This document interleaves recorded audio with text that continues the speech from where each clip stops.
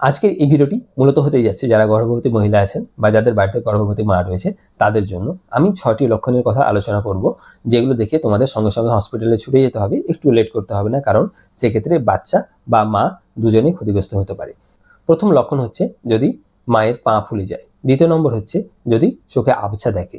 তৃতীয় নম্বর হচ্ছে যদি খিঁচুনি বা পুরো শরীর কাঁপে, এরকম যদি সিমটম দেখা যায়। চতুর্থ নম্বর হচ্ছে যদি রক্তস্রাব বা সাদা স্রাবের মতো সমস্যা দেখা যায়। 5 নম্বর যদি খুবই মাথা যন্ত্রণা করে বা মাথা ঘোরার মতো সমস্যা হয় বা কেউ যদি অজ্ঞান হয়ে যায়, সেক্ষেত্রে নিয়ে যেতে হবে।